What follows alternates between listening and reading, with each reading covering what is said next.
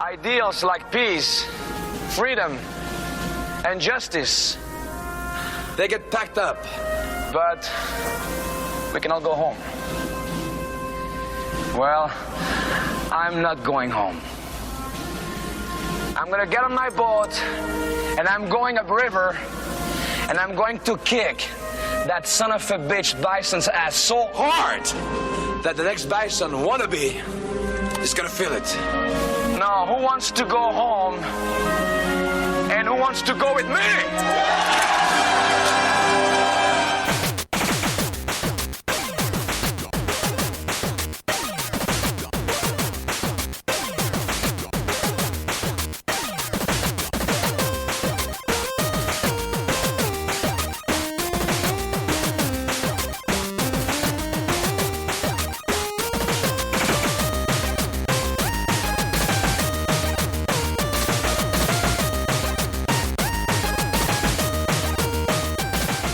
Welcome to the Rated G for Gamers podcast, episode 307.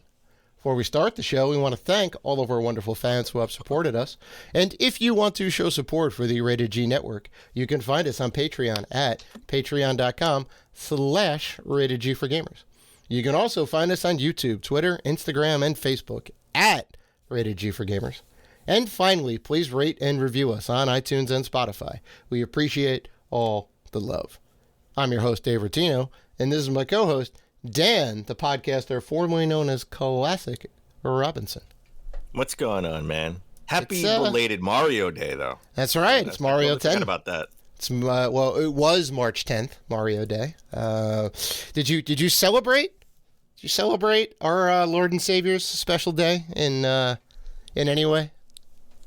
I did. I took advantage of his sales on NintendoOnline.com. Wait! You bought digital games? Dan Robinson? Are you a trader? No. You're a trader to your collection behind you? No. Oh, hell no! I bought Mario Kart Live Circuit, the Luigi figure. The Luigi card. They had physical stuff on sale. Interesting. Yeah, I thought it was all digital. No. They had some physical stuff. Okay. You can also, I think they had the NES Joy-Cons also on sale, but I already had those, so I don't need to buy those again. Okay. All right, that's not bad. Yeah, I heard it was a pretty good sale for what it was.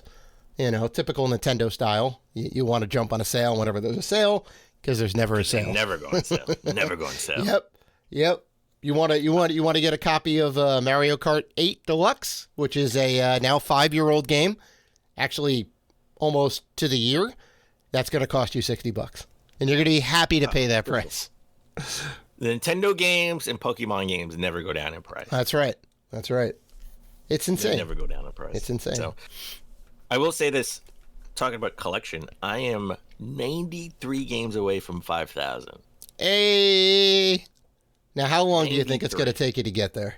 Because you're kind of like, when you go out to look for games, right? You can't pick up a Call of Duty and go, I don't have that one, I'm going to get it. Right? You have all of those, right? When you see MLB The Show 14 and you go, I'm going to get that, you have that already, right?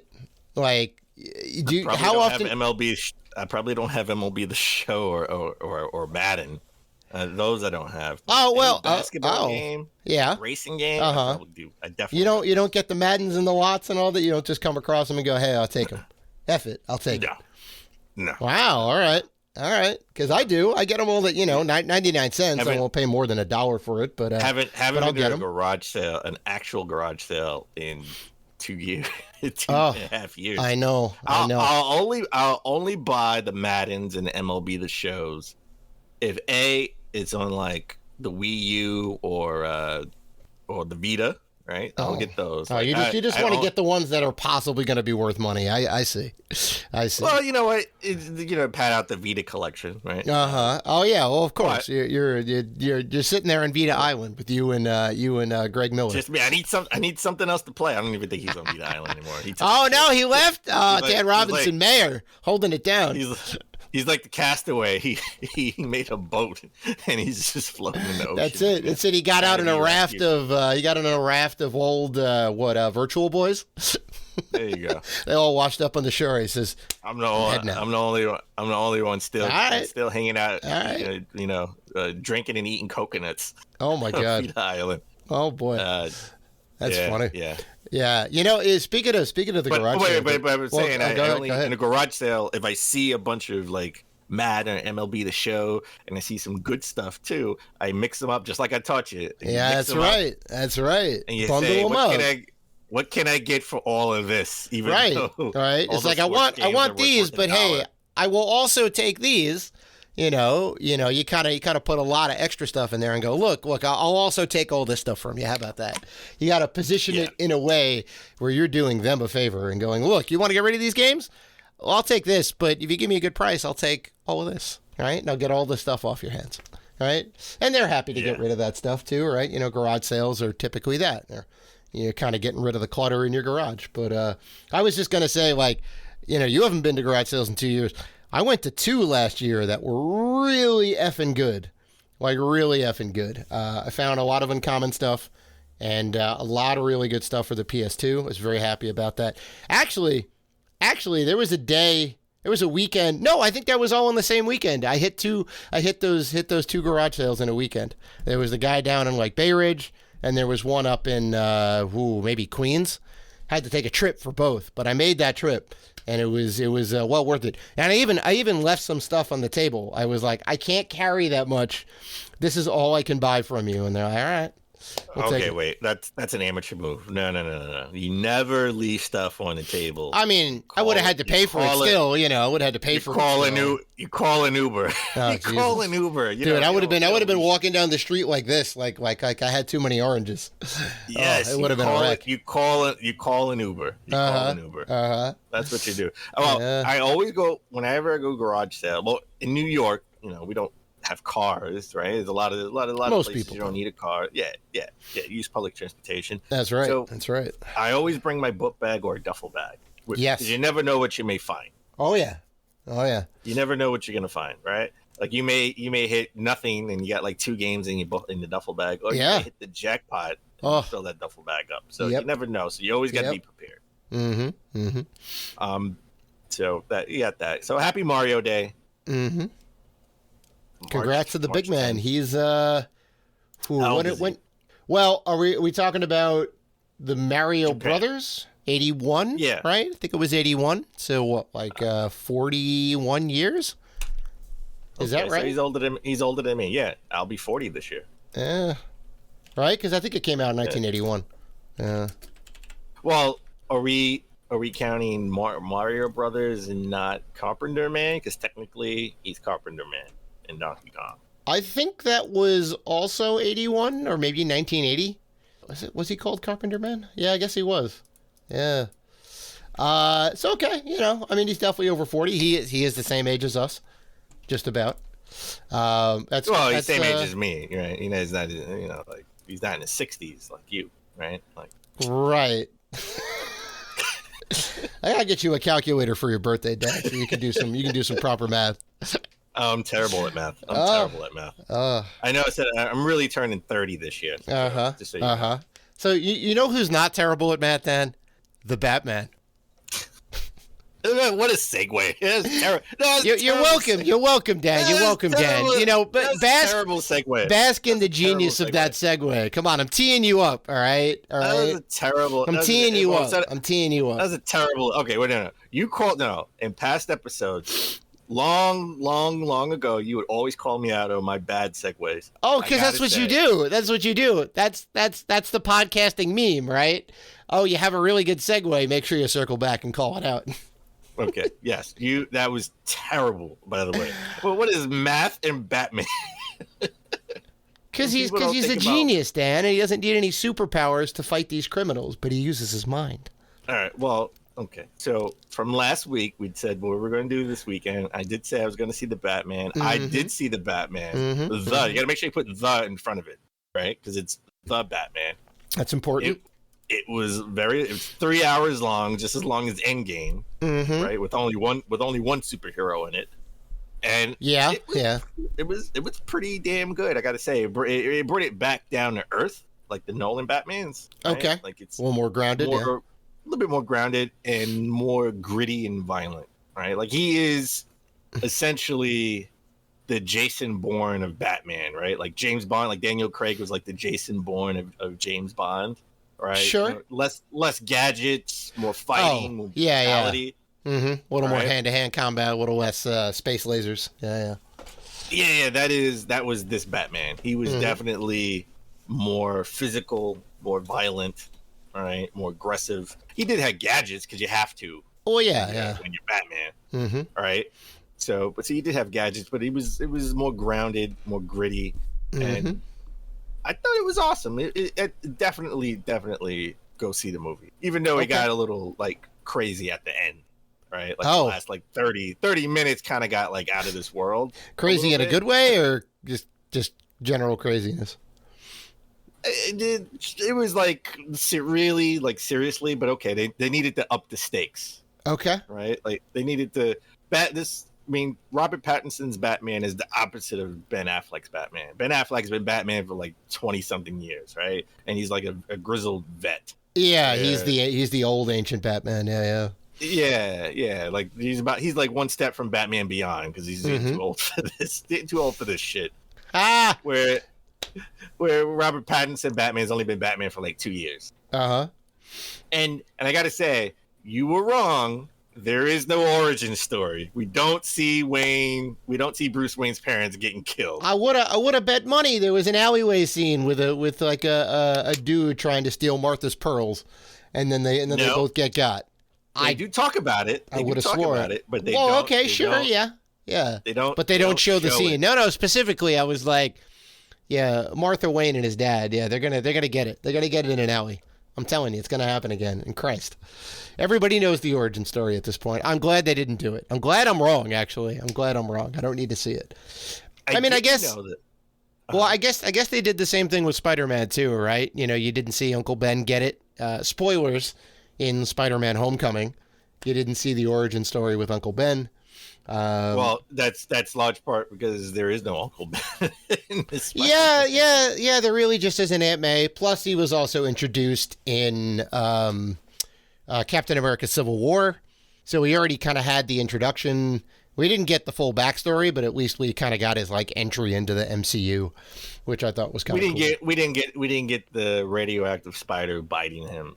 Nope. Sequence. Like we didn't see that happen. There is no Uncle Ben. They took Uncle Ben out. So yeah, no, I can listen. Go see the Batman. I didn't know that the Penguin was Colin Farrell. He had a lot of makeup, and apparently they're giving him his own series. We're in HBO Max. I believe so. Yeah, IGN reported on it if I'm not mistaken. Yeah. Interesting. I didn't hear that. I didn't see that, but I didn't know that was Colin Farrell. That was crazy. I was like, wow, man. They was like, oh man, how was Colin Farrell? I was like, what do you mean? Who? It's like, no, he was in the movie. What do you mean he was in the movie? I didn't see him in the movie. He was Penguin. That was great. Great actor. Yeah, I mean, can't wait to see it. But it's coming to HBO Max. Interesting. Which I'm assuming Colin Farrell will kind of reprise his role as the Penguin again. Well, I mean, if they giving him his own show, then yeah, he's going to be the Penguin on that's HBO Max. I mean, they could always get a cheaper actor. You know, they have done that before. No, I think the whole purpose of giving the Penguin his own show is to have Colin Farrell do it, and not to mention, I mean, Colin Farrell named the last movie he was like the leading man in. I think he comes at a discounted price at this. I don't know, Training Day? No, he's definitely been in stuff since Training Day. Listen, after the Total Recall remake, I think he's been a little downhill from there, right? Well, he was in talks to be the new James Bond at one point in time, but they no way. Opted. Get out of here, really? Yeah, I shit you not. But they ended up going with Daniel Craig instead. Yeah. So I think he's past his prime to be able to play James Bond. Okay. Well, unless they want to do like a grizzled vet. James Bond's been doing this for like 50 years already. Yeah. He wants to be the Ben Affleck of James Bond. Oh my God. All right, let's get the show on the road. We have an awesome show this week. We're going to talk about everything from the State of Play. right? That just came out. This was our first State of Play of 2022, I believe. Yes, it was. Right? And then we're going to talk about, and Atari enters the acquisition game by acquiring somebody. Oh, boy. But we'll get into all of that later on. Who they buy? Microsoft? I need to know. Well, I think that should be the other way around. I think Microsoft buy Atari, but we'll talk about that later. Let's begin the show with, I think, maybe Joy-Con drift. Well, on the PS5. That could be solved, right, on the DualSense. This comes from Tronics Fix, the YouTuber, right? Like he has like over 1 million subscribers. He has an awesome YouTube. He just buys shit and fixes it. He's like, I brought 5 broken PS5s. Let's see if I can fix it. Those new colored variation DualSenses that just came out. He actually opened it up and saw that they had minor fixes to them, and this may be a result of trying to fix that the shift, that the stick stick drift shift. So, the springs in the adaptive triggers have been changed from 0.25 millimeters thick to 0.3, right? And also the plastic clip that holds the analog stick has been altered, which could indicate more support for analog stick to help with stick drift, right? So it doesn't kind of list to the left or right. Okay. It's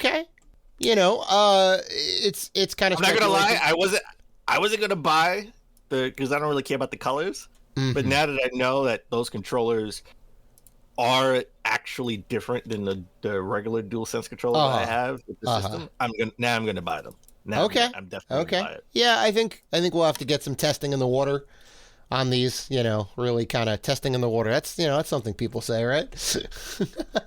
we gotta get some laps around the track with the controller. I don't know about you. I haven't experienced any stick drift either on the Xbox or the PS5. I don't know if you've come across that at all, but I haven't even got it on my on my Joy-Cons. I have it on all my Joy-Cons except for the new OLED ones. Yeah. I only have stick drift on my Wii U Pro controller. Okay. Wii U one. Okay. I've used it so much because I hated using the gamepad that I'm like, why is the little finger pointer going all the way up? Yeah, it's just you just see it going nice and slow. Yeah. So I gotta, and the only way to fix it, well, at least for me, is the only way to fix it was to cut everything off and cut it back on, and then it would stop drifting. So okay. I don't know, cut everything off, cut it back on. So, but it looks like this could be a fix. Hopefully, it works, and then all the DualSense controllers going forward will have this, the minor tweaks to it, and maybe Nintendo and Microsoft can, take a look and see what they've done and do it with their controllers as well, because I know people have been having it with their Xbox controllers. So, I mean, sure, yeah. We talked about Evo last week, right? Definitely PlayStation event. Smash Brothers won't be there. Officially won't be there. This will be the first year it's like officially not there or ever coming back. But they did announce the lineup for Evo this year, and I got to say, pretty damn good. And I didn't realize, they're going to be all playing on PS4s. Right? Oh yeah, because it's a Sony event now. So there you go. I figured they would still play like PC, like they played on the PC, because I doubt they're going to be using DualShock 4s, right? They're going to be using their arcade. Oh, it's always a fight stick. Yeah, if you come to an event using an actual gamepad or controller, you're not going to win. You're already done. That's it. Put it down. It's over. It's over. So we got Street Fighter V, the Championship Edition. Yeah. Right. Guilty Gear Strive, that was the best fighting game last year. Mortal Kombat 11 Ultimate. Tekken 7. Still holding strong, baby. King of Fighters 15 that just came out. That just came out last month. Yeah. That's people seem to like it. Dragon Ball Fighters with a Z, right? And Skullgirl's second encore. But there were 2 games I never even heard of that are going to be up here, and that's Melty Blood and Grand Blue Fantasy. Oh, sure. I never even heard of these games. Oh, sure. Melty Blood is super anime. I mean, it's but it's big in the fighting game community. It's a series. The latest one, Type Lumina, I think it's the latest one, isn't the only one in the series. There's like 4 other ones, so it's been going for a little bit. And Grand Blue is made by Arc System Works, among other companies who make Guilty Gear and Blaze Blue. So Grand Blue is no relation to Blaze Blue, but it's another fighting game. Different mechanics, high fantasy art style. But people seem to like it too. It's kind of unique. Yeah. Skullgirls is awesome. Like, I have it on the Switch. I think that's like a game that no one talks about that they should talk more about. Like, 10 years from now, Metal Jesus is gonna be talking about like the Switch hidden gems, and Skullgirls is gonna be a part of it. Yeah. Skullgirls is fun, and it's a solid fighting game. Yeah. Definitely pick that up. And also, last in the quick news, Gotham Knights gets a release date, and I can't wait for this. It's coming out in October 25th this year. October, we got Call of Duty, and now Gotham Knights. So October is shaping up. I had like a Batman game since Arkham Knight, which was 2015, 2014, right? It came out when last gen came out, around last gen, I think a year after, right? So I can't wait to get back in that Batman world with those mechanics and see if they're just as tight as the other previous Batman games. And the story. Batman is dead. Now I want to see the end game with the story. Yeah, right? Like, that's pretty hard. It's pretty harsh to have, like, a protagonist be dead within your world. Arguably, the protagonist, him and Superman, are, when you think of DC, those are the two guys you think of, right? Batman and Superman. To just say outright in Gotham, Batman's dead. That's it. Okay. It's over. My only issue with this game is that it's not continuing the story from the Arkham game. Right? No, I guess not. I don't know. I didn't beat Arkham Knight, but okay. I mean, who's to say it doesn't? No, it doesn't. No, it doesn't. Okay. There's definitely things you can't say that. You haven't beat Arkham Knight, but it is also. Well, I haven't beat Arkham City. Come on now, I still got 2 more to go before I get to Knight. Almost 10 years. A game that's almost been out for 10 years. I think you should be able to talk about the ending already. It's been almost 10 years. You know what? Talk to me after I beat Arkham Knight. Which, you know what? Maybe I'll make that a thing. Funny enough, unless you get all the Riddler, the little Riddler things all around the world, you don't get the real ending. You don't get the real ending. Yeah. Which is kind of dumb. I hate when they do that. Like, just give me the real ending. Maybe give me you could give me like an something added to the ending, right? Like, right. Let me get all the Riddler challenges. I mean, it's like 100 of them. It's crazy. So, Dave, as we always try to start the show but epically fail, what have you been playing? Oh my God, Dan! Now I got some news because I was trying to press the chord a little bit and say, hey, you should maybe get this game. It's supposed to be a lot more accessible. I told you not to. Do not get this game. I told you not to. No. Now wait a minute. You would hate this game. I am learning to love this game. All right, and that is Elden Ring. Picked it up for the Series X. It's got the new box art on it, so it's different than all the other Xbox spines and cases, which we've talked about already. But the game is like 50 gigs. With an additional 50 gig update, so it's like 100 and some odd gigs. I made some space, I put it on there, started to play the game. Within 5 seconds, I died. Told you. Now, it's technically my fault because when you get out of the main chamber, there's a stairwell to the left that you're supposed to go down and fight a monster, and that's where it's not really spoilers. You're actually supposed to die, and then you start the real game. But I died even before that. Because there was technically a sign, too, and there was a little signpost that somebody posted, and I read the thing, and they're like, jump. And I'm like, okay. And I looked around briefly, didn't see anything else. Okay, maybe you're supposed to jump down, and then they do he'll go down in the 3-point stance, right? And the dust cloud will settle, and then you'll be like, all right, and the music will come in, and you're like, let's do this. And it was, no, you died. It's the fastest time to die in any video game, I think, that I've ever experienced. So that was that. When I got into the actual game, I also immediately died. I got stomped by a giant. So it's tough. It's tough. And the weapon they give you to start, or at least the weapon that I got, was a like long spear.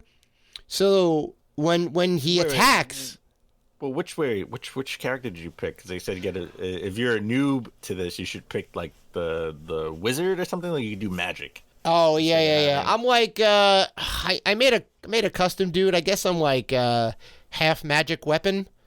I forget what my background is, but I'm like a priest or whatever. So I can use magic. You're throwing projectiles and you can move out of the way. Right, exactly. You're not getting all up close. With the sword. Yeah. I don't really know how to use the magic just yet. Well, okay. Let me go ahead. We can go back a little bit. My guy's main weapon is a spear, right? So that spear is a long spear, and it's very deliberate attacks. So he will wind up and then go forward with it.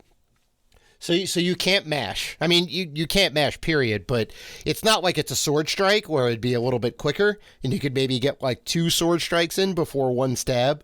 So you really have to wait till the enemy kind of, goes back and like readies for an attack, and then do the parry or roll out of the way and then position yourself. And the other thing on top of that is they don't explicitly tell you how to fight. Like they just kind of throw you into the world. So there's no tutorial, like press X or press A to throw like a weak attack, and B or circle to throw like a strong attack, or the trigger. It's not that stuff. Okay. To reference the last Super Mario World, it's not like Super Mario World where they have the little boxes that tell you exactly, here's a new mechanic, here's how to do it, and they give you a whole level to kind of mess with it and figure it out. They kind of tell you some stuff, and yeah, they kind of tell you some stuff, and they kind of don't. It's weird. It's not the most user intuitive. It's not the most user friendly. It's presupposing that you played other Souls games before. Unless I'm missing something, like a lot of it wasn't apparent. They didn't tell me about the lock on. If you click in the right stick, you can lock on and then spin around the guy. And I was fighting people without the lock on, so like my guy with the spear would go like to the left or to the right, and I would just get bodied. So I didn't know about that. They don't really tell you about the parrying, and unless I miss something, you're just supposed to kind of know or figure it out. And I did, and I have. I can now beat people, and I've leveled my character up a little bit. But yeah, it's tough. It's tough, and it's hard to know where to go. It's not very handholdy. They just kind of give you the world, and they go explore and figure it out, and then you kind of stumble across where you need to go. So IGN gave this a 10. Metacritic is like a 96. Yeah. At this point. Yeah. Right. I would give it. Dan Robinson would give this game, without even playing it, a 2. That's it. Not 2 You know what? You know what? You know what? 2 out of 10. You know what? You know what? You know what? I think you're being too generous, Dan. Wow. Well, I mean, okay, I get. I would give it a -2 for unplayable. I get why people like it, and I get why people hate it. I knew it was going to be tough because I mean, I've played Bloodborne before and played some of the Souls games before. We both bought Bloodborne. And, I know. And we said, we're going to play it, and we both didn't get past the first gate. The gate. I know. But I'm actually giving this a try because I spent $60 damn bucks on it. So and I'm learning to love the game. I am learning to love the game. I told you not to buy it. And it is. I'm not upset by it. I'm just explaining that it's a rough go. It's a rough go, and it certainly can put off some people. When it's on sale for $30 or $40 during around Christmas time, then I'll pick it up. I mean, you're not gonna like it. You're gonna play it for 5 minutes and then put it down. Yeah, it's tough. I'm gonna put it right next to the Demon Souls remake. Yeah, oh, yeah, right. The unopened Demon Souls remake. Yeah. 50 years from now, right? When we're in a nursing home, and it's gonna be like, I still have one sealed PS5 game, Demon Souls. Yep. Okay? Yep. And one sealed Xbox Series X game. 'Cause I'll probably buy it on the Xbox, and that's Elden Ring. So I actually tried Kirby and the Forgotten Land demo. It's actually a pretty lengthy demo. You know, like you actually play 3 worlds. I figured you just play 1 world with the car and that'd be it. You play 3 worlds or 3 boss battles. It's actually not bad.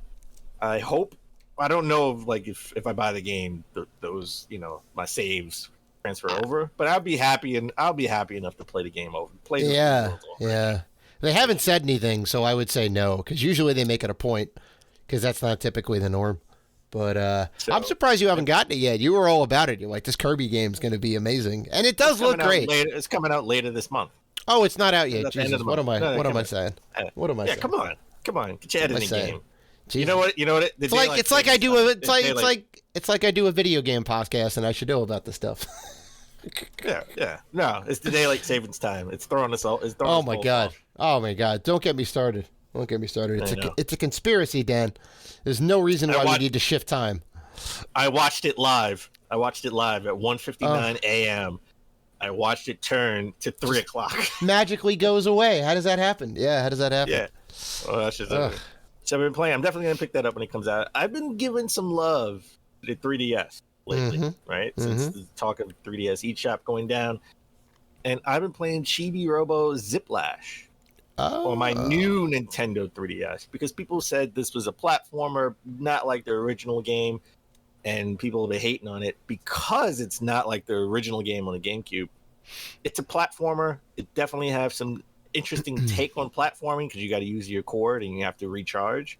I like the game. I think I don't think it's as bad as what people say it is.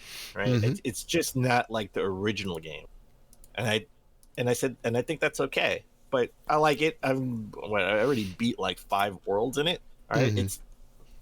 Again, using your power cord is like an interesting mechanic because you definitely have to stay charged. You have to find like outlets and then plug yourself in to stay charged. And you can get little power ups like you could turn into fire, right? And then you can bust through certain walls and stuff. But you really need to learn and use the mechanic of your power cord because that's what you use to attack and to platform high levels. Okay.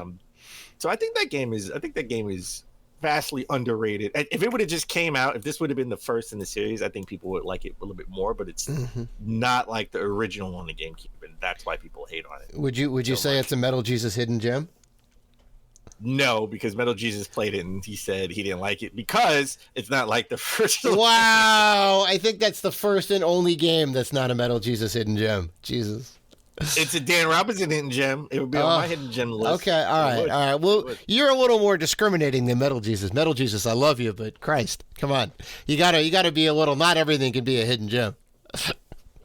And then finally, I've been playing Gran Turismo 7 on the PS5. I'm not gonna lie, I still have the first car. The races are good. It's beautiful. I have it on resolution mode mostly, just so I can. Because I hate like really competitive racing. Like I want to see the beauty in it. I did it with Forza too. Like, I want to see the beauty in it, and the difference, at least on Forza in the beginning of the game. Not, I don't know if I can do this in Gran Turismo. Maybe I can. I don't know. In Forza, you could just like drive all around, right? You just drive.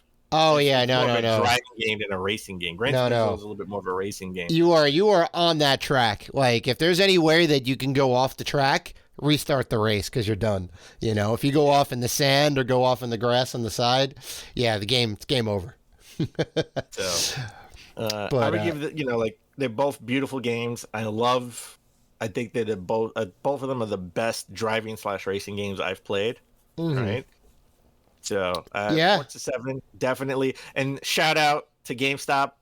They gave me if you could look behind me, if you can see it, the 25th anniversary. You got that edition. steelbook. Okay. Even though I paid for the standard edition, I paid for the standard edition. They sent me the Steelbook edition. I didn't pre-order it, so it's not a pre-order bonus. Oh, that's awesome. So shout out to GameStop. Love it when you make these mistakes. It benefits me, the collector. Yeah, so it's interesting you bring up GT7 because I did want to talk about there was a little bit of controversy that went down or that is going down with GT7.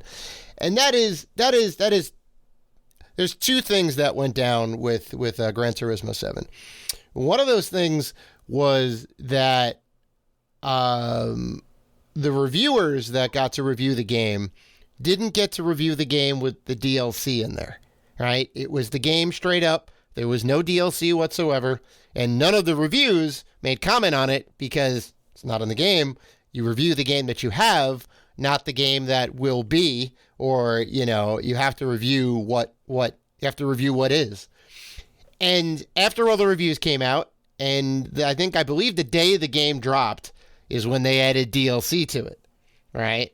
Now there's another bit of stuff with the pricing of the DLC, but it's very curious that Sony was like, hey, reviewers here, play this game, and then as soon as the fans are able to get to it and actually start to spend money in this and that inside the game, they're like, well, here's some DLC to do that, right? You can go ahead and buy all this stuff, right? Which is bad because that'll obviously reflect the reviews, right? If there's anything that's egregious inside the game that affects gameplay or in any way, shape, or form, they're gonna note it either positively or negatively, right? I mean, that's just kind of how that goes, right? You know, if you need to spend money to actually win at this game, that'll be reflected inside of a review, right? That's like with the mobile free-to-play games that are like pay to win or whatever. Not to say that, you know, GT7 is pay to win or anything like that, but I mean, it does affect things, and that would be noted. The other thing is the egregious price of the DLC content. It's not really DLC content, it's microtransactions, right? Because it's like individual cars that you can buy, right? So to kind of put things in perspective, when you look at the last game, Gran Turismo Sport, right? Cars were individually priced between 99 cents and $4.99, right? Between $1 and $5. And you can pay money and you get the car and that's it, right? So they bring up in this article a Porsche 919 Hybrid 16 can be bought for $3 in Gran Turismo Sport, right? You would have to spend at least $40, right? Because of the way the credit system works, right? It costs 3 million credits to get this Porsche 919. You can only buy credits in increments of 100K, 250K, 750K, or 2 million credits for $20. Now, this is an item that costs 3 million credits, so you have to spend $20 two times over to get the 3 million credits to buy this, and then you have 1 million credits sitting around. So if you just wanted this one car, you have to spend extra, and now you have extra credits, which they'll probably, you know, entice you to buy another car, which would require even more credits than you have, and that's a whole thing. So their pricing structure way out of whack. You should just be able to have a one-to-one buy this car for this price, and this is what it is, and the car prices should be reasonable, right? I know, you know, the 919 is like top. I mean, 919 is probably up there with the GT40 and all the other McLarens and whatever else, you know, the S-rank cars or the X-rank cars or whatever, if you want to talk about Forza. So that's crazy. That's crazy. And to be fair, because I know Dan thinks I'm a PlayStation hater. There was some controversy with Forza. I think Forza Motorsport 5. When that came out, that was a launch title for Xbox. They had a couple of problems. One, the game footage that they showed off wasn't the same quality as the actual like end-game footage. So they kind of, you know, they had it running on better hardware and this and that. Oh, here's what the game is. And it was running on a much more powerful PC than the actual Xbox One hardware. So it was a little bit of a downgrade. It still looked pretty beautiful, but it was like a bit of a downgrade there. It's a little bit of a bait and switch. Not so great. The other thing is that when you paid for DLC, you didn't actually get the cars. You got the ability to grind out and get credits in game to get them, right? So there'd be like, here's like like a grand touring pack or whatever, right? Maybe there's like, a couple Audis in there, maybe some Nissans or whatever, right? They just put them in the game, but you still have to grind it out. Right. So that's kind of like, if you're going to pay real world money, you should get a thing for it. Right. I mean, say what you want about game balance and mechanics and whatever, pay to win. But if someone's going to pay money, give me something for it, either digitally or physically. Right. Don't give me the opportunity to grind it out. Like, I'm just not about it. Not about it. So, yeah, okay. I just wanted to bring that up as a point. But okay, so I will say this: if you want me, it doesn't affect me whatsoever. The Forza 5 Motorsport didn't affect me whatsoever. The Halo Infinite microtransactions didn't affect me whatsoever because I don't buy it at all. But I will say this: but show with your pocket. Show with your pocket. Don't buy it if that's the only way they'll change it. I mean, there's no other way that they'll change it. There's no other way to change it. If you don't buy it, the way I get what you're saying, but the real way to change it is through. We did it with Star Wars. Right? Like we protested Star Wars. We didn't buy it until they changed. Well, yeah, but that's the only that's the only game that's the only example of a company that kowtowed in that way. Honestly, I mean, Halo did a little bit. They like got pushed back from the fans a little bit, but it's still not great. And things are still way overpriced, and they nickel and dime you for color themes that were free before. So it's still a bad situation. It's just less bad. Honestly, the way to do it is through legislation, right? If you make it illegal and actually say that it's predatory to kind of do all these things online, it'll prevent companies from doing it because they'll either have to pull it out of the game or pay a huge fine and all that. And see, here's the issue with that. Okay, chicken or the egg. Unless people start saying, going in an uproar, saying it is egregious and there should be legislation, politicians don't care. They're not going to do it unless their constituents care, and we don't care because we keep buying it. We keep buying. Well, I mean, we're going to keep buying it regardless because that's just how psychology works, Like, you can say I'm never gonna buy DLC. I know you've bought some stuff at least at some point in time. Listen. I don't have an issue with DLC or buying things because Devil May Cry 5, right? The orbs. I said, you know what? I wouldn't have a problem buying the orbs, so I don't have the time to grind it out. I'm not in high school or grade school anymore, where I had all the time in the world because I had no responsibilities other than homework. Right. So I was okay with that. I'm actually okay. The pricing structure is terrible. I did say that when we talked about it. On the pre-show, I said the pricing structure is atrocious, but if you don't want to grind it out and you could buy stuff to just have it, they should have put to the lawn, right? Which is a bad look. It's a terrible look because it looks like you're just dodging, the review scores because you don't want it to bring the review scores down. All right, because you want to hit a certain score, Metacritic. Which, that's exactly right. So they know it's bad. IGN, they know it's not great. Yeah, okay. IGN, GameStop, a lot of other major outlets have implemented, updated review scores, so they can go back and change the review scores of that. But at least wait a couple of months. I mean, you've already gotten past the biggest game sale day, which is day one, right? Yeah. Your first day is your best day, and your first week is your best week, always with every kind of media. So you get you have all those sales that are people have bought the game. It's half about the sales and half about the bonuses, because a lot of incentive-based contracts for developers are, if you hit this Metacritic score, right, everyone gets a certain amount. Well, that too, right? Yeah, too. You shouldn't have that be compensatory based on, it should be compensatory compensatory based on the amount of work you put in, right? If you blood, sweat, and tears put all your heart into this game, if it fails, that's not necessarily your fault, because you're working a team, right? It's a team effort. You got to put everybody in a team has to put in quality work. Well, sure, but I mean, if you put in quality work and everybody else doesn't, you get dinged for it, even though you put in the extra hours and the extra time. It's something that kind of stinks. Something to get. It's something to get everybody into putting the best foot forward to put in quality. I mean, it's like in basketball. I was actually watching something on YouTube about Gilbert Arenas. He hates incentive-based contracts for in basketball for the lesser players, right? Some of the lesser players, because they're never going to get a chance to get that carrot. Right. They don't have the skill, but they're gonna get the best they can out of them. No.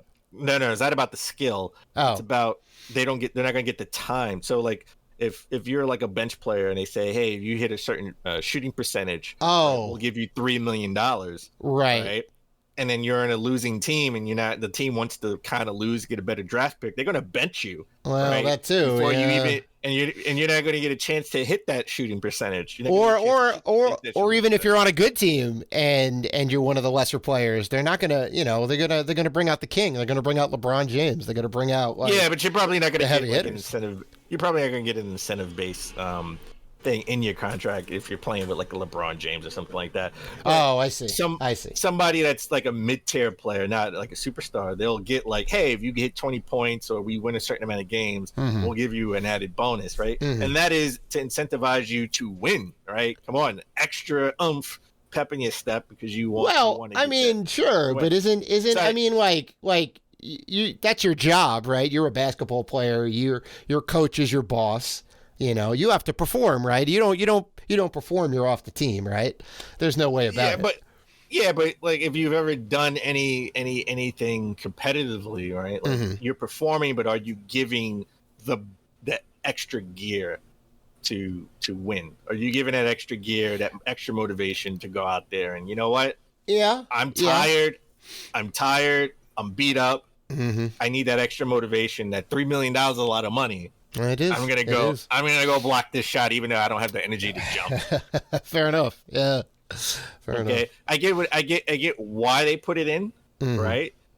But some of those could be egregious. That's all. Oh sure. Sure. So listen, I don't care about microtransactions. Oh, I know. The only way it will change is if people make it change. Okay, if people keep buying it, it's hard unless something really bad happens. Politicians aren't going to regulate it. Oh, I don't know. And we're actually going to talk about that later in the show. Okay. So with that said, why don't we take a break, come back, and we get into the top gaming news of last week.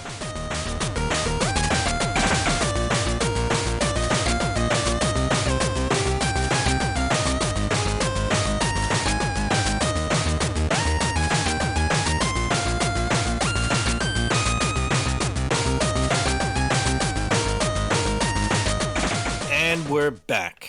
Let's get into the top gaming news of last week. Let's start with our first state of play of 2022. All right. They did temper expectations. They said this would be more of a focus on their Japanese developers. So not to look out for any God of War, any like big, well, first of all, state of plays are more like lesser than their PlayStation showcases. Right, the PlayStation showcases we get the big announcements, and the state of plays we get sort of like direct minis. Right? Yeah. I think that's fair to say. So we knew we weren't going to get God of War or PlayStation VR 2. That would be like a PlayStation showcase. Oh, it's gonna get a week. PSVR 2 is gonna get a week of Sony showcases. I mean, Christ, there's a lot to look forward to with that. So I'm not going to get into every single game, but I'm going to highlight a few. They did show Ghostwire Tokyo, which is supposed to come out later this month. Finally. Game's been like hearing about it for like 2.5 years now. Yeah, not something that I'm interested in, but it's just funny that it's the last Microsoft game that's coming out on Sony. Right, because they bought who? Exclusive. Yeah, it's funny. Bethesda. I forgot the actual studio, but this is a Bethesda game. One of the Bethesda studios. Yeah. Yeah. We also got to look at Stranger of Paradise, Final Fantasy Origin, which is also coming out later this month. I thought this was like Final Fantasy meets Dark Souls, but not as tough. Right? Final Fantasy meets Devil May Cry, I think is yeah. Well, some people called it Dark Souls, Demon Souls, because yeah. The look the dark. Okay, but yeah, you're right. Devil May Cry in that kind of vein, like the action RPG, but without the brutal difficulty. Yeah. It ain't easy, but it's not Dark Souls. Right.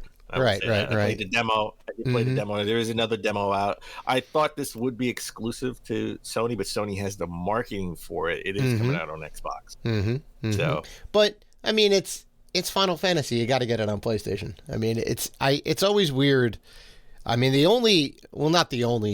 almost one of the only Final Fantasy games that I own for Xbox is Final Fantasy 13, because at the time I only had a 360. So I didn't have a PS3 or PS4. PS4 wasn't even out yet. So I had to play it on the 360, and I did, and it was good, but it was weird. It's weird. I bought Final Fantasy 15 on Xbox One. Just to prove to you the first Final Fantasy game that wasn't named 7 that I would play. Yeah, and you had a good time with it too. You're like, all right, I can get behind this. Yeah. And it was different, but it was good. It was good. We got a new trailer from Square Enix recently delayed for Spoken, and that's actually being delayed until October 11th. So that we got Call of Duty coming in October. We know we know that Gotham Knights coming out in October, and now for Spoken's coming in October. So October is going to be jam packed, baby. I'm ready. It's going to be a big month. Yeah, be a big month. We got a trailer for Gundam Evolution that's coming out later this year. Wasn't a big fan of that. Actually, the whole the whole sort of state of play started with something that looked like, funny enough, Dino Crisis, right? Like it looked like it was a Dino Crisis. Oh, I know. The dream. Like a Dino Crisis multiplayer game, but it wasn't. So no. I can definitely get behind this.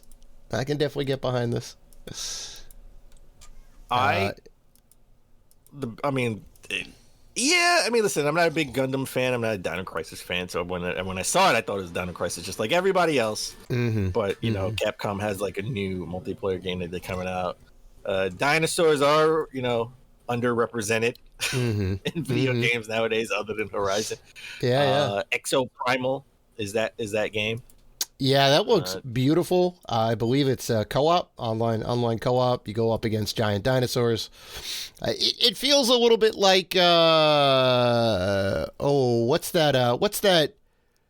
that Japanese game where all the bugs and insects come down and you have to defend the city? Oh, you know the one. Yes. I have it right there. I can't even say it. I don't remember the name. It looks like it does kind of look like that. That's right. A little bit. So I get behind that. I mean, it looks beautiful. Capcom's behind it, so you know it's going to be decent. Well, you know what I can definitely get behind? This was this was the game of the show. I'm sorry. This was the game of the show. I know you may think a little bit differently, but Teenage Mutant Ninja Turtles collection called Cowabunga Collection. Oh no, right there with you. Year. Right there with you. Coming out this year. And it's not only coming out, it's a physical edition coming out for $40. Not even $60. It's $40, and you get all the TMT games from back in the day. You get all 3 Game Boy games. You get all 3 NES games. You get all 3 Tournament Fighter games. Right, because they were all different. They were all different. You get Turtles in Time. You get Turtles Hyperstone Heist for the Genesis, right? And you think there was an arcade version that you get on this collection. Like it's jam packed stuff. $40. So awesome.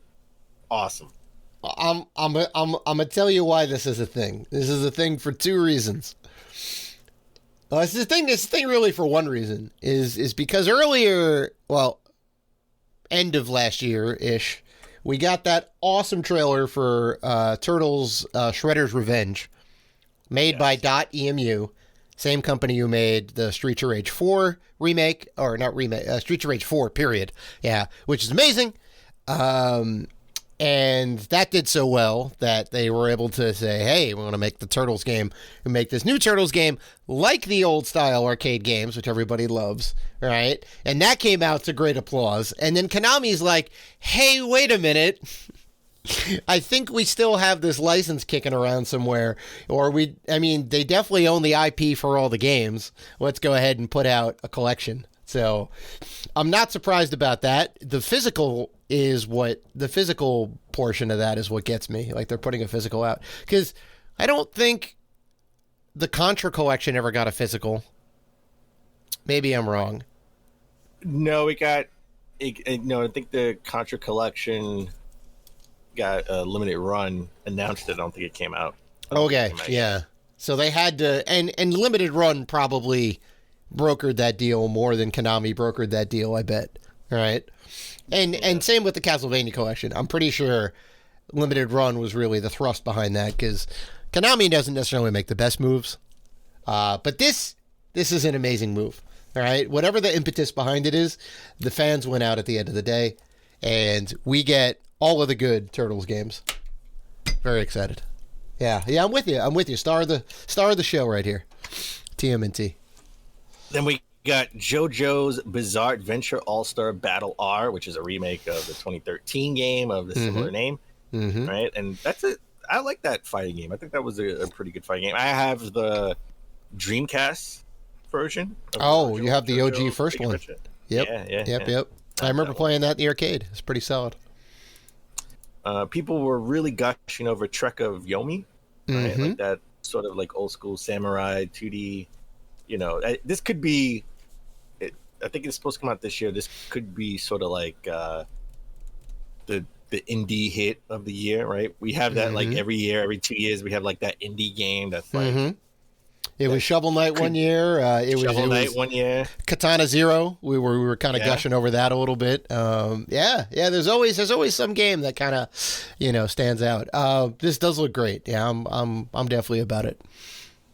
And this is this game I thought you would say this would hit like the thing of the show for you. Returnals DLC of course. Extension. It's free. It's a free DLC. It brings campaign co-op and new survival mode coming out. Dan, those are the two words right there. Those are the two words right there. Still not a fan. Free and DLC. All right, there you go. I'm listening. Two, arguably game of the year last year. Arguably wasn't our game of the year, but definitely in the running. I know it's not your kind of game, but co-op now. We can do co-op together. You own it. Yeah. You own it for the PS5. Come on. Let's make it happen. Yeah, I'm good. It's kind of a low stress situation. It's fine. I will carry the team. I will bring us to victory. All right, you can carry. It's all right, but I would. It would be awesome to see how it is, because not a lot of people are about that game. So. Yeah, and I'm one of them. I think it looks beautiful. It does. I think the story, the story of the game works. I just want an easy mode. That's all I want. Yeah, never gonna happen. Never say never. Just like this, never say never, because this is the next iteration of a game that hasn't come out in a long time, and that is an action RPG called Valkyrie Elysium. I don't know how much you know about the Valkyrie series, but zero. I do maybe buy a Valkyrie game that was on sale on Amazon for the PS4. That was like $5 or something like that. Yeah. There was there were several. I think the last one to come out was 2009, not counting a weird Japanese only mobile game that came out. But yeah, man, it was started life on the PS1 way back in the day. I had a port to the PSP. There was a PS2 version, and then I think there's a DS game, and I think like a PS3, PS4 game. But I mean, it's been a while since we've had a new Valkyrie entry. So nice. I'm kind of hyped. it's an action RPG, so I would try it. Right, it's not a turn-based RPG or a tactical. Or I would try it if it's an action. Yeah, I think you may enjoy it. I mean, it is definitely a Japanese game, sure, but I mean, I think you would dig the gameplay. Yeah, I think you'd be about it. Yeah. All right. It was a good state of play. That's all I'm going to mention. Yeah. State of play. It wasn't great. We didn't get. You know what? I take that back. If it wasn't for TMNT, I would have thought this state of play was kind of like thumbs down. But harsh over here. Saved it for me. Mm-hmm. Jojo right behind it. Mm-hmm. I thought it was okay. Just because of that, it made my day. Okay. So I can't wait for the next Sony showcase. Mm-hmm. Which I would think it would be at E3, around E3 time at least. Mm-hmm.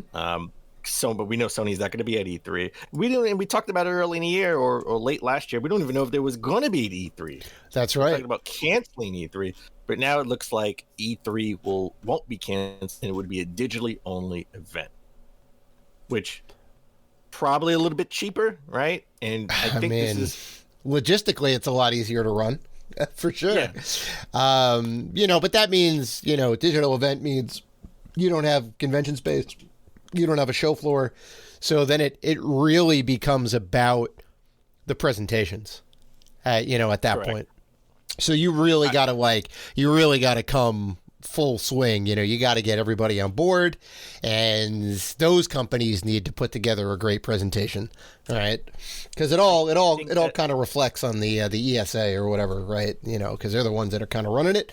They want to put on a good show. Hopefully they do a digital thing. More is always good. I think I want, listen, I think the video game industry is unique in many different ways, right? Mm-hmm. Secrecy for the big reveal is a part of video games, not like movies, not like music, right? Unlike music, we need that secrecy. Sorry, I'm sorry for a lot of journalists out there who say, "Who cares if it's secret?" Because the pop and circumstance is a part of the gaming industry. The hype is a part of the gaming industry. Sure, we all live for that. I don't care what you call it. Mm-hmm. Right, I don't care if it's E3. I don't care if it's run by the ESA or the ESA. Mm-hmm. We need, as industry, the video game industry needs that one time a year where everyone gets together and you get all the major announcements, right, from people. And even if people aren't about or in this specific event, take E3 for example. EA is not a part of it, but they do it around the same time, right, the day before. But yeah, they just want to grab onto the hype. Yeah, Limited Run isn't technically part of E3, but they have their E3 press conference, right? That's around the same time. Another that's what the industry needs, I think, right?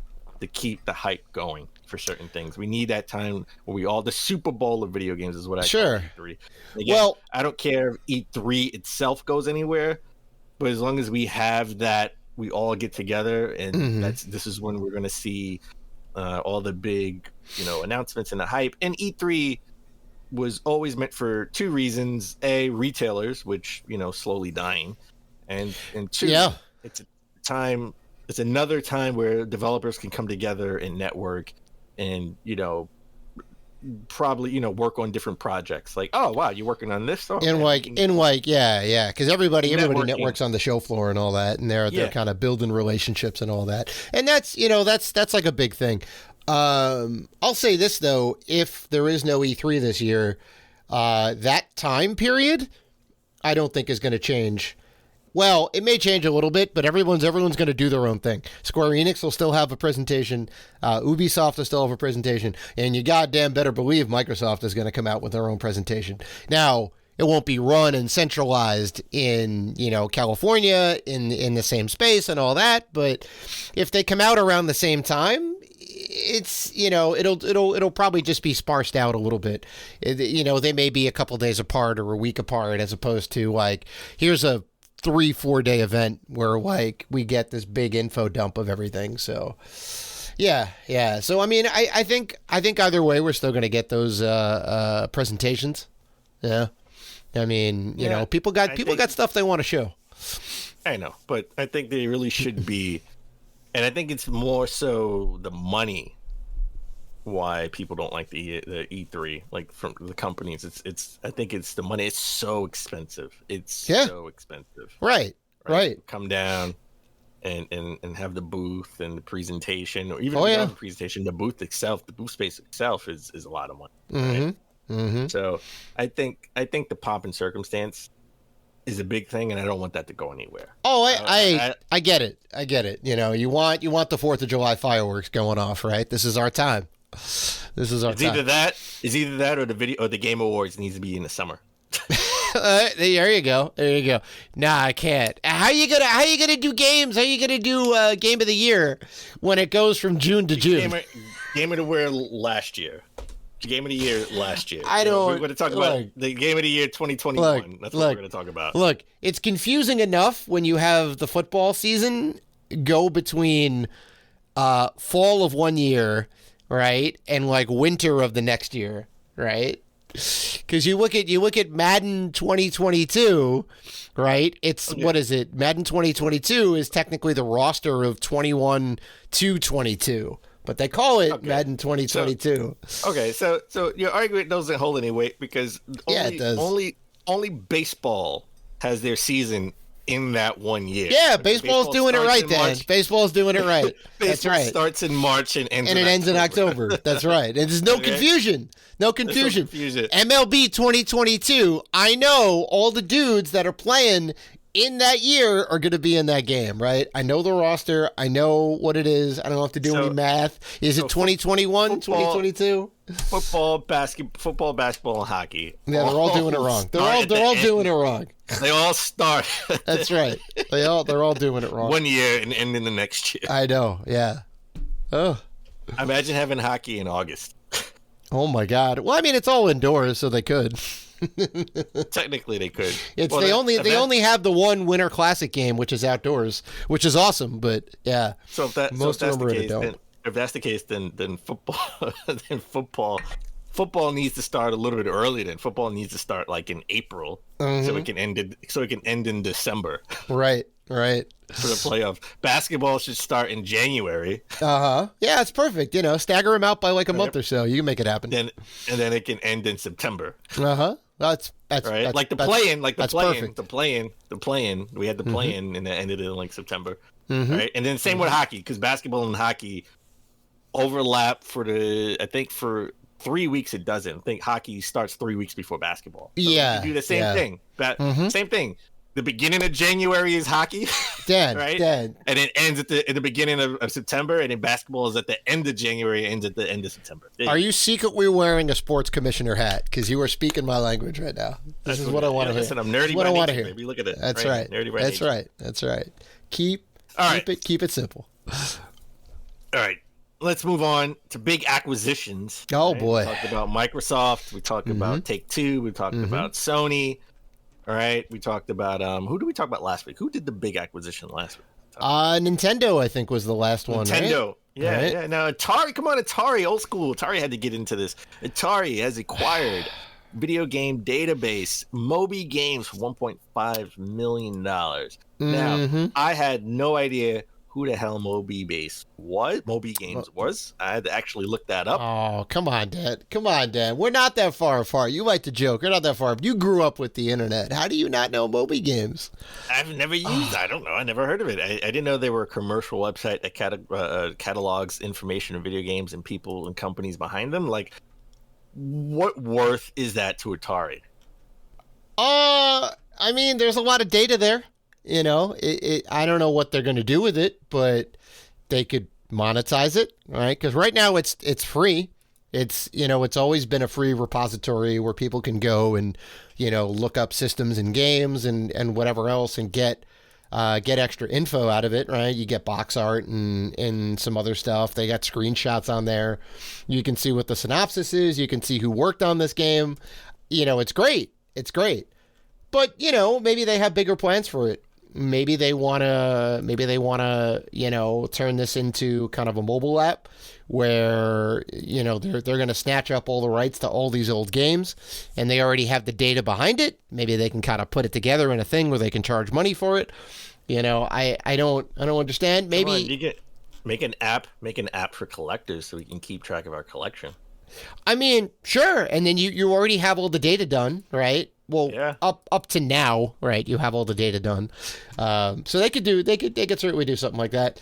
Hopefully they don't. Hopefully they keep it free and they just, take the ad revenue off of it and, that's that. But, I feel like they have some grand plans for it. I still want Netflix and Microsoft to buy Atari. I'm sorry. I'm keeping that take. That's my take. That's my final take. All right. Name me the IP. Name me the IP that you're excited. Centipede. Defenders. All right. Look, they are good games, but actually, give me some real meat and potatoes. Centipede. Pitfall. No, Pitfall's not them. Pitfall's Activision, and that is actually owned by Microsoft now. See, there you go. So you know what? They could buy. Okay, look, that works perfect. You can buy Atari if you're Microsoft, and you can you got Pitfall on the Atari. You can put all those old Atari games on Games Pass, so you can cater to those old heads that are the generation above us who love. Nobody's going to spend $500. You can get a flashback system, and that's enough for those people. You can play it in 4K at 60 frames per second. Come on. You can do that on the VCS for $200 less than an Xbox Series. Yeah, but you know what? You get the wood grain. Come on now, that's what people want. You want that wood grain. And guess what? Just like I said a few weeks ago, you get the wood grain Xbox, right? You bring out the wood grain Xbox. I mean, all right. That would be kind of cool, getting a wood grain Xbox, right? An old school style Xbox. See? But you don't necessarily need to have the Atari games to do that. You could do that with the Activision library that you spent so much money for. You wouldn't do it without having the Atari stuff. First of all, they own the rights to the design, so. Well, I mean, it doesn't need to be exact. You could still be a fridge with like the wood grain on the front. They would sue. What? I don't know about that. They don't own the rights to the wood grain aesthetic. To the look and the style, they would sue. It was too simple. I mean, it depends on if you're putting some ridges in your damn console, then all right, maybe. Come on, or Netflix, so I can play it. You can use your remote control and play Pac-Man. Yeah. Well, I mean, 1.5. All right, look. 1.5. I know Atari wants to be a part of the conversation. 1.5. No. It's not. That's not the kind of energy we need. You got to go bigger, Atari. You got to get at least two figures, right? It has to be at least like 10 million and up before we start to make waves. Start. All right. Well, we're talking about 10 million, 11 million, 12 million. Let's talk about EA. About EA. How about that as a transition? We talked about microtransactions and them being egregious and being outlawed in certain countries, right? And EA felt the brunt of that first out of anybody when they were outlawed in the Netherlands, and then they had to sit back and pay a fine for their loot boxes. But it looks like EA refused to pay it too. Remember that? Of course, yeah, they're gonna fight it. They got the best of the best lawyers. Yeah, and that was over FIFA, if I'm not mistaken, right? Yep, the FIFA Ultimate Team, the foot. Yeah, but it looks like they don't have to pay because they have won their appeal with the Dutch higher courts, and they will not have to pay the fine of $11 million. Wow, interesting. So, for people who don't know, the whole thing came down to gambling. Is it predatory? Is it a form of gambling? And that's what the Netherlands was kind of up in arms about. And it's important because everybody plays FIFA, adults and kids. And I think the real thrust of it was, kids under 18. They don't necessarily have financial literacy. Is that the right word? They don't really know, hey, if I put money on this credit card, I have to pay it back, or they may just be like, oh, whatever. It's not my credit card. It's my parents' credit card or whatever, oh, it's only a couple bucks here and there. They don't understand that, what it is. And, yeah, I mean that's essentially what the Netherlands courts were kind of, putting upon EA. Hey, this is illegal. They originally won it, and then EA overturned it. So they were able to convince the Netherlands courts that it's not gambling, which is interesting because it's gambling, right? There is a system where you pay money, and a random thing happens, and you get something out of it, right? It's the same if you go to a casino and you pull the lever on a slot machine. There's a random chance of you getting something, money in this case, right? And in the case of FIFA Foot, it's getting like a silver, gold, or super rare legendary card or whatever it is, right? That's the thing that you want to get, right? That's like the prize. But the percentages are known in both cases, right? The quantity, the percentage of you getting 3 bars, right, hitting the jackpot, the percentage of you getting, legendary Pele, right, is a known quantity, right? It may be less than 1% or whatever it is, but you know the odds up front, and you pay money and you spin the wheel, and maybe you get something good, or maybe you get like a bronze bench warmer, right? And you go, okay, now I gotta, recycle him and try and get Pele, right? That's the whole thing about it. So I'm surprised EA was able to overturn it. I thought this was like one and done, but they appealed it, which is crazy. So no, that's not crazy that they appealed it. They won their appeal. Well, that's the crazy bit. Yeah. That's the crazy bit. So they get to continue. They get to continue with this. But I told you earlier in the show, the people can stop it. If we don't buy it, they won't make it. Okay, that's the thing. If we don't buy it, they won't make it. If we don't make a big stink about it, it won't be. Well, we always do though, politicians won't take notice unless we make a big stink about it. This only came into play because it was affecting kids. I said if something major happens, then that's the only time they're going to take. Politicians are going to take a look at it and make legislation. I mean, there was talks about legislation in America. Sure. Right? But that's going to take a long time because we have a very different political system, very different form of government. And the talks of it has died down though, because it's that I guarantee you if something happened, it would have been fast tracked. It would have been fast tracked, and there would have been a bill for it. So. Well, I mean, I think Europe's gonna be ahead of us in that, and then we're gonna follow suit eventually. I guaranteed this is gonna come to a head at some point. And you're right, we're not there yet. We're not there yet. Corporate capitalism or whatever is still the main thrust. Everybody wants to make money, and government's not gonna get in the way of that. So I don't know, but yeah, I mean, I guess you're right. We can kind of do our part in a way. Let's not engage with that system. But yeah, I mean, the Ultimate Team stuff, specifically the soccer stuff, makes them the most amount of money. Right, the microtransaction department, the Ultimate Team stuff makes them the most amount of money. So yeah, it's insane. It's insane. Okay. Well, you know what may make them more money in the future if they had the license for WWE, right? Yeah. This comes out right after WWE 2K22 came out. I think it has like a 76, 77 on Metacritic. IGN gave it like an 8.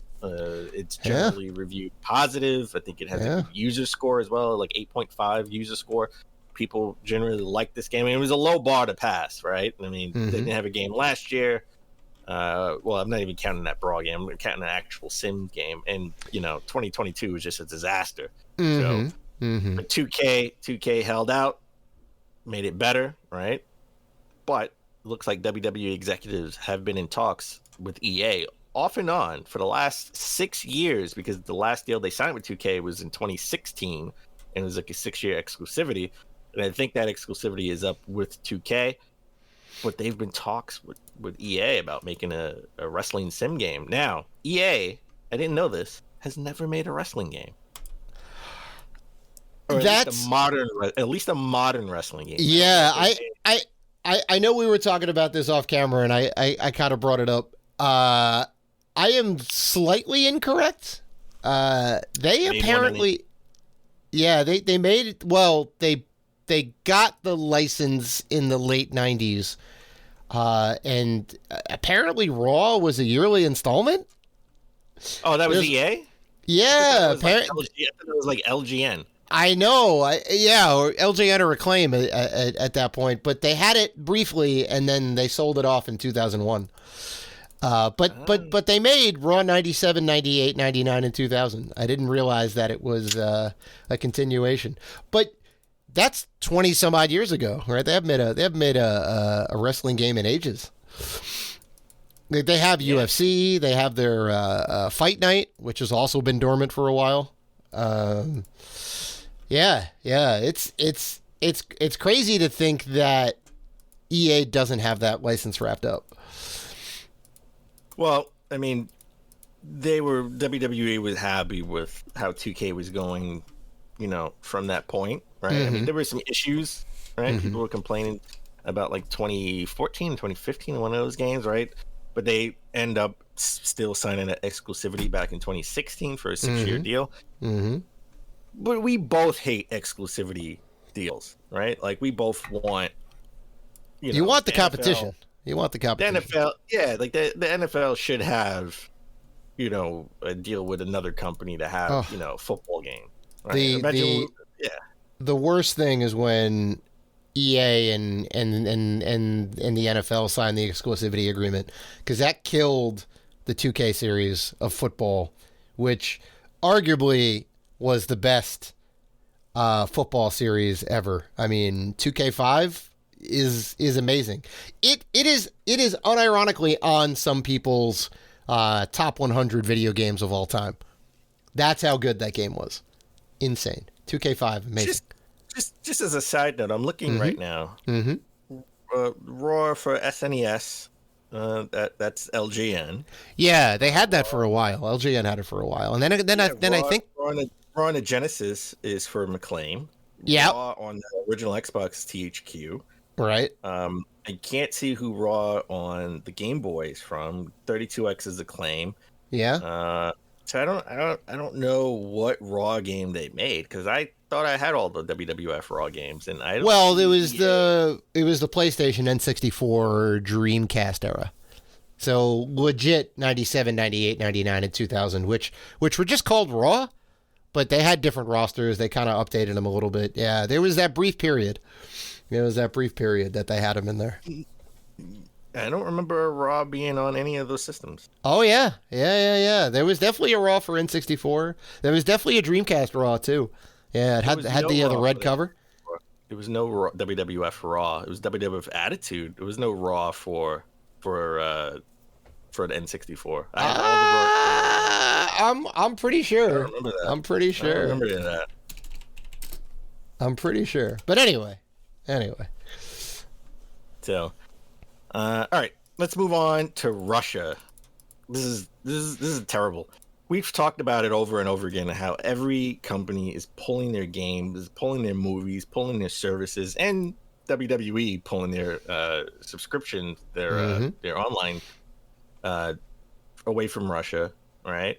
And in response, the Russian government is legalizing video game piracy in response to the sanctions. Interesting. Now, this is duly noted. Apparently, Russians have been pirating games for a long time anyway, so I don't know how this will affect anything, but if they want to play any type of new games, they're going to have to pirate, right? Like, they want to play all the games that we talked about earlier in the State of Play, like, they're going to have to pirate those games. So, yeah, that's kind of petty that they would do that. Oh my God, it's terrible. Really?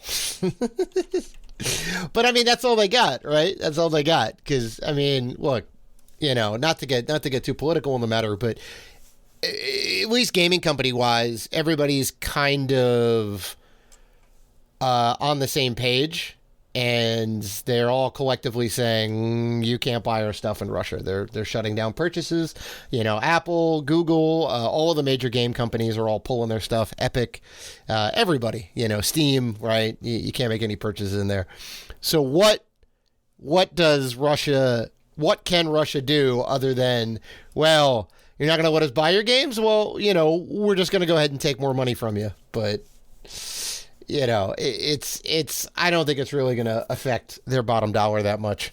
They're all kind of standing. They're all kind of standing together. So, all right. And let's end on a good note. Super Nintendo World. We talked about it in Japan. Is now coming to the U.S. It's coming to Universal Studios Hollywood in California. So nice. that's pretty cool. It sucks that it's in California and not the one in Florida, right? Something that I would go to. I've never been to the one in California, which is also a 5-hour plane ride. But it's cool that it's coming to the U.S. Yeah, it should be out in 2023.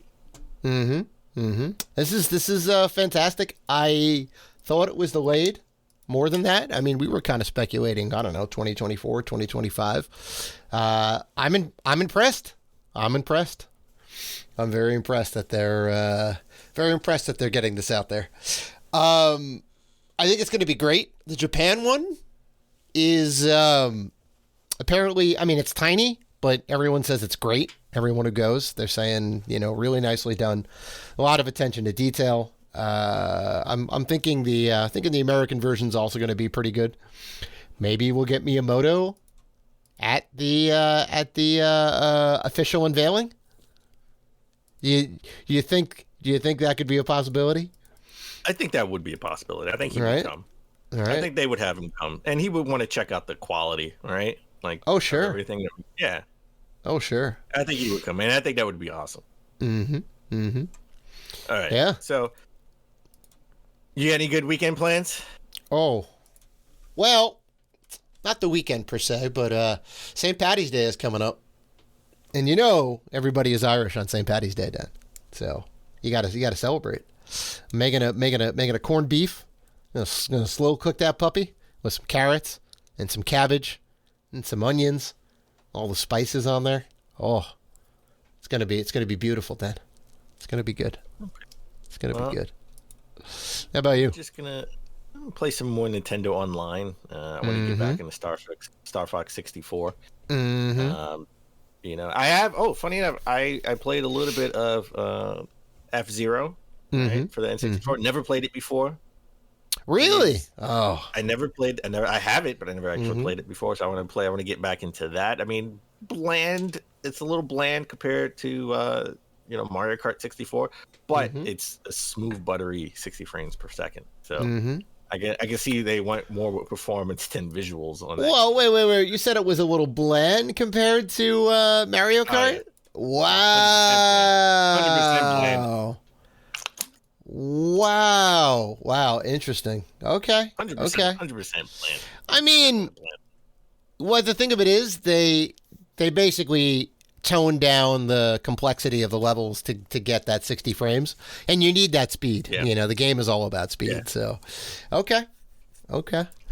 Interesting. But so I was thinking, Gamescom has made its return, and it's going to make its return in August. It's still going to have an online presence, but it will be the largest in-person gaming event since the pandemic started. And you know what? PAX is coming. PAX has been moved to late April. I want to see what PAX is going to do too. I may even just go myself. Throw it out there. I may take a trip up to Boston to go to PAX East. Interesting. I'm debating it. It'd be interesting. I mean, the zombie apocalypse kind of died down a little bit. It's compelling. I would be curious to see what the show floor looks like, what the vendor setup looks like. Are we going to get everybody? We're going to get Sony. We're going to get Capcom back. What are they going to have? What are the panels going to look like? There's a lot of things still up in the air. It could be interesting. It could be interesting. Would you go for all 4 days? Would that be the thing? No, I wouldn't go for all 4 days. I would go for like a day or two, maybe two max. I wouldn't go all day. Okay. Well, we'll see. Maybe there's a packed trip in the works, and if there is, you better believe we're going to bring you all that coverage. So, all right, that's episode 307 in the books, folks. We want to thank you guys for listening to the show, for liking, commenting, and doing all the good stuff that you guys do. If you want to interact with us, and we know that you do, you can find us on Facebook, Twitter, Instagram, and YouTube at Rated G for Gamers. Also, we are part of the Gaming Podcast Alliance. You can check out all the fine podcasts featured on there at gamingpodcastalliance.com if you're looking for more gaming goodness. So, please listen, like, rate, review, and subscribe. And as always, keep gaming.